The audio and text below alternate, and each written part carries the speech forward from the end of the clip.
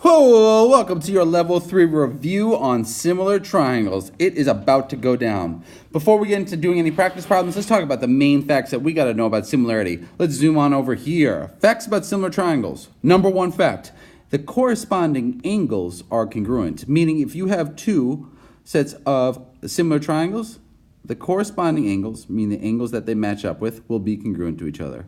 Ooh, corresponding angles are congruent. Number two, corresponding sides have the same ratios. Remember, the ratios of all three sides have to be the same. What do I mean by that? If this is 10 and this is 5, that's a ratio of 2 to 1. That means all the other sides have to follow that same ratio, or else they are not similar.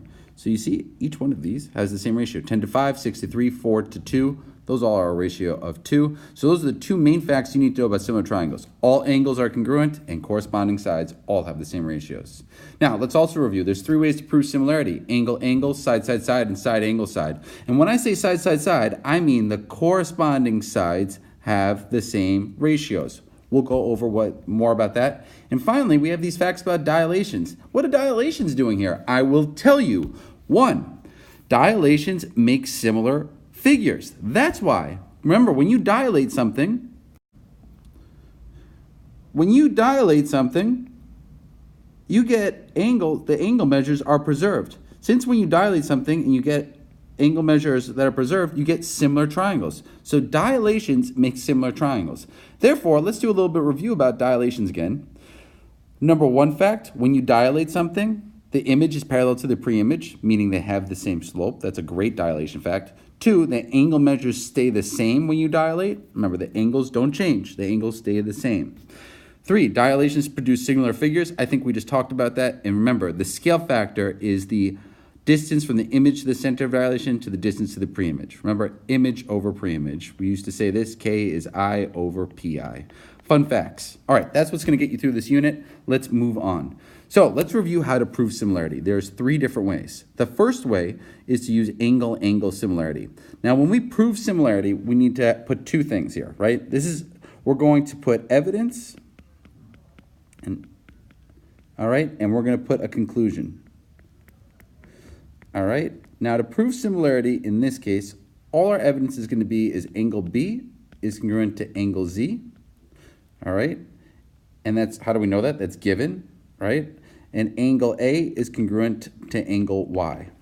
So our conclusion is that triangle ABC is similar to triangle YZX because of angle. And why was I just stuttering there? Remember, the letter of these orders matters. A and Y have to be in the same place because these angles are corresponding. That order matters. B corresponds to Z because they are also congruent, and that means C corresponds to X. All right, second way to prove, we're going to use side, side, side. We're going to write evidence. And by the way, this is exactly what you do on the Regents. Evidence, conclusion. Our evidence that these are similar is that the ratios are the same. So if you find the biggest side, this is DE of our bigger triangle, and the smaller one is AC. So what I would do is 42 over 21, those are the biggest sides, and what we get is a ratio of 2 to 1. For our second one, we have our smallest side. We have 20 on the big triangle and 10 on the second one. 20 over 10, look at that, that's a ratio of 2 to 1. And finally, we're going to do our third side, 30 over 15. That's a ratio of, guess what, 2 to 1 when you reduce those. So we have 3 different sides with the same ratios. Therefore, we could say triangle ABC is similar to triangle DEF because of side, side, side similarity. And then finally, we have our side angle side case. How do we prove the similarity here? Well, check it out. We have our evidence, and we have our conclusion. So what are we going to write? Well, first we have an angle that's congruent. So angle B is congruent to angle Z, right? Those angles are in the middle. Our larger side from both of these is 36 and 24. So we're going to do 36 over 24. If you reduce that, you get 3 over 2. And then we do 15 over 10, and we get a ratio of 3 to 2. So what we have here is 2 sides with an angle in between. Check that out. So how do we know that these are similar? This is side angle side similarity. This is triangle ABC is similar to triangle ZY. Notice how Z and B, they both are 90 degrees. That's why I put in that order. Therefore, they're similar because of side angle side similarity. And that is how you prove similarity. So, what we're going to do here is we're going to prove that these two triangles are similar. Now, I think you could do this on your own, but if you were to prove this, what you would do is write your own evidence and your, what's it called? You have evidence and you have conclusion. All right? Now, the evidence is going to be your three ratios. For example, you're going to do 21 over 7, right? 21 over 7, that equals 3. The smallest side from both of these is going to be 5 and 15. I guess those are, yeah, sorry, that's the middle sides. So we get 15 over 5, and that gives us 3. And then we get 9 over 3, and that gives us 3. So we know that triangle ABC is similar to triangle, let's see, A corresponds to PQC because of side similarity. So that's how we prove that they're similar. Now the second part says, describe a sequence of transformations that maps triangle PQC onto ABC. Now this says a sequence, which usually means more than one, right? But we're going to just do this in one. I'm not going to use a sequence. I'm just going to do a rotation here. So if we do a rotation of 180 degrees, so we're going to do a rotation of 180 degrees counterclockwise around point C, then a dilation with a scale factor of, well, what scale factor I need? If I rotate this and it looks like this, right, what scale factor I need? Well, my pre-image is 3 and my image is 9. That means I need a scale factor of 3. It has to get 3 times big. So with a scale factor of 3, we'll map oh, what'd I forget? You should be noticing this right now. You should say, Mr. Siegel, you're going too fast. What'd you forget? Forgot my center of dilation. So a scale factor of A centered at C will map triangle ABC, sorry, triangle PQC onto ABC. Sick, done, check, over, nothing else to say about this. Now remember, just look at this though. When I talked about my rotation, I said the degrees, I said the direction, and I said the center of rotation, right? And when I talked about my dilation, I said my scale factor and where I centered my dilation. Always need that information in there. All right, let's move on to the next slide. All right, for these questions, great review questions. The first one says, in the figure drawn, we know that ZV is parallel to HL. So ZV, HL, they are parallel. It tells us that KZ is 10.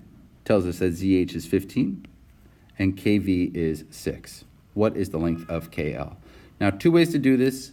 You can either use the side splitter theorem, remember where you just go across like this, you get the same ratios, or you could draw two triangles. In this case, let's just use the side splitter. I'm not sure if you remember this, but if the lines are parallel, right, and the numbers are across from each other, we use the side splitter. So we could just say 10 is to 6 as 15 is to x, and then cross multiply, you get 90 is equal to 10x, divide by 10, and we get x is equal to 9. So that's not the answer though. So it says that's VL, because we found what VL is. Now to get up what KL is going to be 9 plus 6. When we add those together, we have 15, so KL is equal to 15. All right, that's the side splitter theorem in action. So let's try the second one here, a little bit different. AD is 6, DB is 3, DE is 10. Find the length of BC. Now, in this case, it once again tells us that these are parallel, but the problem is we can't use side splitter because the numbers are not across from each other. So when they're not across from each other, you've heard me say this 47 times, we're going to separate the triangles. I'm even going to put that note here. Separate triangles. In fact, you could always separate the triangles. I think that's the best way to do it. So we have a small triangle called ADE and a big triangle. In the small triangle, we have sides 6 and 10. In the big triangle, we use the whole thing here, and we get 9 and x. Now, we have these triangles. We know they're similar, so we just says 9 into 6 as 10 is 2x. That is so wrong. I'm making so many mistakes in this video. I'm just trying to rush it. 9 is to 6 as x, big triangle over small triangle. I'm glad I'm modeling the mistakes here. We get 90 is equal to 6x. We divide both sides by 6, and we get x is equal to 15. So BC is 15. That's our answer. Dope. 2 more questions. Triangle ABC below is a right triangle with an altitude of AD. So remember, if you have a right triangle and you drop an altitude, you get 3 similar triangles. Remember, this is one of those ones where we separate into 3 different triangles. This one tells us that BD is 2, DC is 10, and what is the length of AB. So whenever we get a question with this kind of setup, we draw 3 triangles. We draw 3 triangles because we good like that. All right, let's draw the big one first and go from there. So big triangle, medium triangle, small triangle. Now I'm going to start with the letters. First you put your right angle, it's A. The smaller side is AB. Remember, I always put the smaller side here. And the longer side is AC. And remember, that means that our hypotenuse is BC. And our medium triangle, that's this guy right here. All right, that's medium triangle. D is where our right angle is. The shorter side of this triangle is DA, and C is the longer side. And then our third triangle, we have, let's do this in a different color, we have this guy. That's our smallest triangle. So once again, D is where this right angle is. DB is where the short side is, so it goes on that side, and A goes over here. Now let's fill in what we know. In the big triangle, we know AB is X, and we know BC is 12. All right? Because we can add those together and get 12. In the medium triangle, well, all we know is that DC is 10. Remember, one piece of information, I know that triangle is not going to help me out much. And the last one, we have BD is 2, AB is X. Now it's easy. We're going to ignore this middle triangle, and we know that the 2 triangles here, they're similar, and we have corresponding sides. So we set it up as 12 is to X, that's big triangle over small triangle, as X is to 2. We cross multiply, we get 24 is equal to X squared. We're going to now take the square root of both sides, and we get the square root of 24 is equal to X. Now, if you remember how to simplify, you can simplify this, or maybe you want it as a decimal. I'm just going to simplify it for the hell of it. And if you simplify this, you might remember this is the square root of 4 and the square root of 6 equals X. That's 2 square root 6. Don't worry about that, though. I don't think it usually asks you to simplify, but we should have gotten to at least square root 24. And remember, the main thing with that question, draw 3 triangles. Final question, my favorite, I've told you this 100 times. It tells you in the givens that C is congruent to OTU. Notice how I'm marking the givens. It tells you that TU is 6. It tells you that OU is 3, and it says OC is 15. What is the length of ST? Now, we cannot use the side splitter theorem here. Why? Because it never tells us that at C is parallel to OTO. It never says that, so we do not use side splitter. We got to draw 2 triangles. Now, we could do that, right? Not a big problem. So we draw our big triangle and our small triangle. Our big triangle is SCU. That's our big triangle. So SCU. Okay? And our small triangle, it's this guy. But remember, we have to make sure the congruent angles correspond to each other. And C corresponds to T. So we're going to put T right there. U corresponds to U, right? Because that's the reflexive property. C is congruent to T. U is congruent to itself. Obviously, we have angle-angle similarity. And O goes up here. So now we fill in what we know. We know that CU is 18, because you add those together. And we know SU is X plus 6, because you add those together. All right? And then we know that TU is 6 and OU is 3. Notice how I match up the corresponding angles. That's so important in similar triangles. And now that I have them matched up, I can set up my ratios. 18 is to 6, as X plus 6 is to 3. Let's solve this snitch. We get 18 times 3 is 54. We get that 54 equals 6 times X plus 6. We're going to use the distributive property. We get 6X plus 36. We're going to subtract 36 to solve this equation. Check it out. We get, oh man, if I subtract 6, I get 18 is equal to 6X.